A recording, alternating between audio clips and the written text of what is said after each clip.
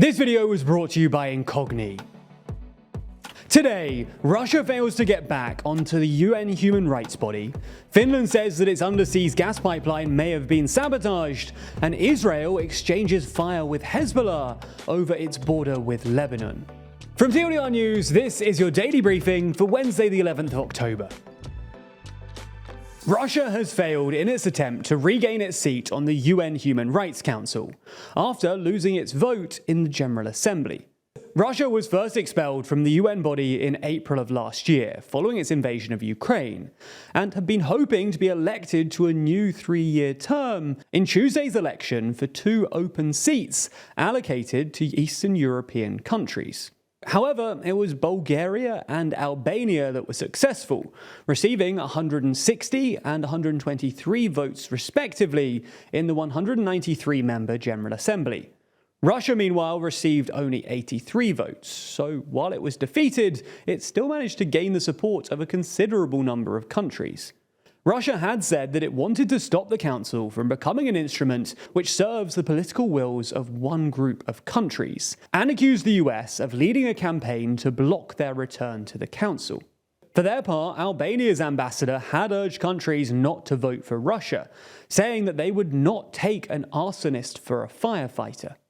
Now, the 47-member Human Rights Council is the UN's body responsible for strengthening the promotion and protection of human rights around the globe. It has no sanctioning or enforcement powers, but it can carry out investigations that can raise the profile of issues and shape the image of countries.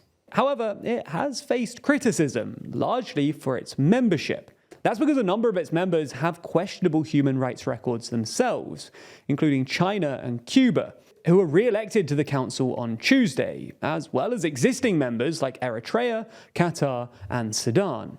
The human rights organization Human Rights Watch welcomed Russia's defeat, but said that because some of the elections for open seats were uncompetitive, China and Burundi will be joining the Council next year alongside Cuba, adding that their abysmal rights record should have disqualified them.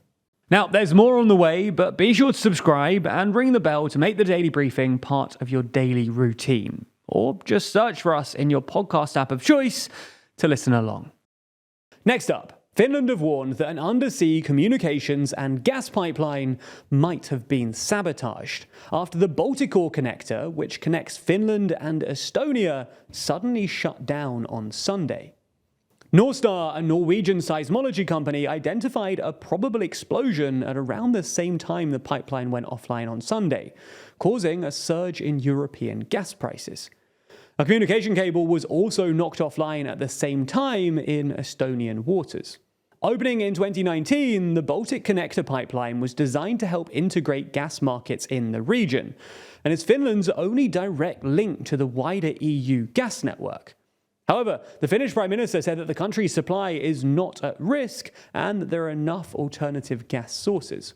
The Finnish government hasn't ruled out Russian involvement in this incident, given concerns over Finland's recent NATO membership, with Finland's president saying on Twitter that it's likely that the damage to both the gas pipe and the communications cable is the result of external activity. Both NATO and the European Commission have offered support to Finland and Estonia while the repairs take place, which are expected to take months. Now, this incident follows the attack on the Nord Stream gas pipelines last year, which disrupted Russian gas exports to Western Europe. And while Denmark and Sweden open investigations into that explosion, the perpetrators remain yet unidentified. Next up, Israel has exchanged cross-border rocket fire with the Lebanese militant group Hezbollah and is continuing to pound the Gaza Strip as the fallout continues from the weekend's mass attack on Israel by Hamas fighters. The Israeli military have said that they shelled positions in southern Lebanon after its own positions were attacked by anti-tank fire on Wednesday. Now, Israel and Iran-backed Hezbollah fought a month-long war back in 2006, and this recent exchange highlights the potential for things to escalate once again. Meanwhile, down in Gaza, Israel continues to besiege the Palestinian territory and bombard it with airstrikes. Not only that, but Gaza's power authority said on Wednesday morning that its sole power plant would run out of fuel within hours, meaning that Gaza would be without electricity given that Israel had cut off supplies. At the time of writing, officials in Gaza say that at least 1,000 have been killed and entire neighborhoods demolished by Israeli strikes, according to the Associated Press. Egypt, which has a smaller border with Gaza, has also closed the main border crossing following Israeli strikes which forced trucks carrying fuel and goods heading to Gaza to pull back. Across the border in Israel, the extent and horror of Hamas's attacks are becoming clearer, with an Israeli military spokesperson saying that at least 1,200 have been killed. Workers are still recovering bodies from the settlements and kibbutz, which were the sites of the civilian massacres. And Israel has also mobilized hundreds of thousands of reservists as speculation mounts for the potential of a full-on ground invasion. For more details in this story, we have a number of videos covering the conflict over on the TLDR Global channel, and we'll include some links to that in the description. Next up, 15 opposition lawmakers in Zimbabwe have lost their seats in parliament after a fake letter, purportedly from the party's Secretary General, was sent to the Speaker announcing the MPs' recall from parliament. On receipt of the letter, the Speaker, a member of the ruling party, declared the 15 seats vacant, despite the fact that the actual opposition leader asked him to disregard the fake letter. The letter itself was reportedly riddled with grammatical errors and signed by a man who claimed to be the party's Secretary General, a position which doesn't even exist.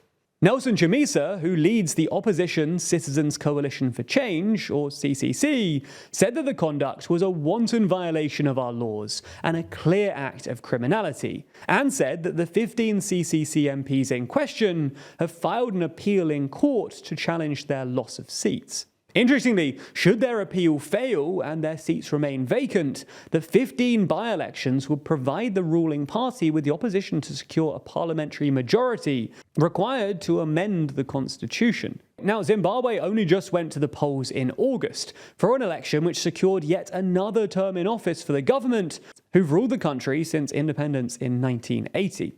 But international observers say that the election didn't meet democratic standards, and the opposition CCC alleged government fraud. So it'll be interesting to see how this latest potentially fraudulent situation plays out.